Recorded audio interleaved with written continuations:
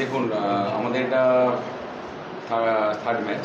First match যেমনই হোক হয়ে গেছে একটা বাজে রেজাল্ট, কিন্তু সেটা হওয়ার ছিল না, কিন্তু আমরা ওটা কামব্যাক করেছি। পরপর দুটো ম্যাচে ভালো উইন পেয়েছি। আর একটা জিনিস যেটা বলবো সদস্য সমর্থকদের বলবো, তারা একটু আমাদের টিমের সঙ্গে থাকুন।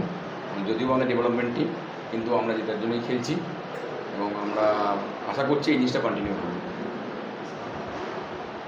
আর হচ্ছে সেটা অ্যাকচুয়ালি কি হয়েছিল ইনসিডেন্টটা বলবেন? সালাউদ্দিন হঠাৎ রিয়াক্ট করলো কেন? মানে অ্যাকচুয়ালি এটা বডি কন্ট্যাক্ট গেম, এবং যেমন এটা লেফট ব্যাক যে ছেলেটা ছিলেন, এর আগেও 2-3 বার সালাকে পিছন থেকে ট্র্যাক করেছিল।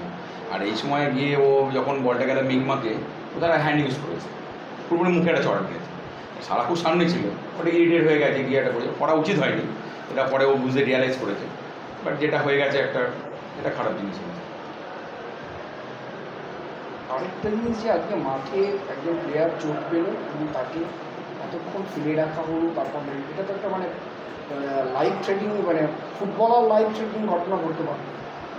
দেখুন এটার ক্ষেত্রে আমি বলবো আপনারা কি সাহায্য করবেন? না, এটা তো একটা পার্ট অফ গেম, একটা বডি কন্ট্যাক্টে ফুটবলে লাগা থাকবেই, ইঞ্জুরি থাকবেই, কিন্তু আমার মনে হয় এটা একটু একটু বেশি কনসাস হওয়া উচিত ছিল এই জায়গাটাতে। এবং আমি বলবো আজ যদি আরও একটু বেশি যাতে মেডিকেল টিমটার প্রতি মানে গুরুত্ব দেয়। আমাদের মেডিকেল টিম গেছে, দেখুন আমাদের অনেক ভালো ভালো ইয়ে আছেন, ডক্টর আছেন, তারা গিয়ে হেল্প করেছেন। খুবই বাজে অবস্থা ছিল, যাই হোক কারো সেটা লেগেছে, খুব বাজে লেগেছে। যাই হোক আশা করবো ভালো সুস্থ হয়ে উঠবে।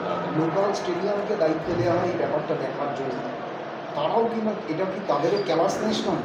দেখুন এটা আয়োজকরা বলতে পারে, এটা তো আমরা বলতে পারি না, কিন্তু যেটা হয়েছে সেটা খারাপ হয়েছে, হওয়া উচিত ছিল, এটা ভালো কিছু হওয়া উচিত ছিল ব্যবস্থাটা। তোমরা হেড কোচ নেই, তারপরে এরকম ভেজা মাঠে, মানে এরকম কাদা মাঠে খেলার অভ্যাস ম্যাক্সিমাম তোমার ম্যাক্সিমাম প্লেয়ারই নেই। সেখান থেকে দাঁড়িয়েও আর রেলের সেই এক্সপিরিয়েন্সটা রেলের ছিল বলা যায়, সেখান থেকে দাঁড়িয়ে 2-0 জয়, মানে এই জয়টাকে কীভাবে দেখছি? দেখুন এটা পুরো পজিটিভ।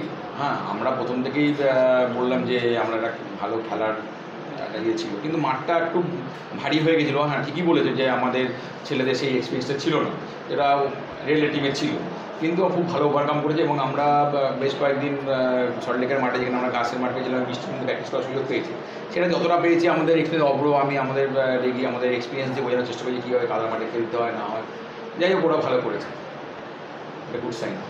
আজকেও কিছুটা ডিফেন্সিভ কিছু ল্যাপস হয়েছে, যেগুলো ফেটাল হয়নি। দেখুন হেভি মাঠে একটু হয়, আমি আস্তে টিমটা গোছাচ্ছি। প্রথম 3টে ম্যাচ এলো, আশা করি পরের ম্যাচ থেকে ঠিক হয়ে যাবে।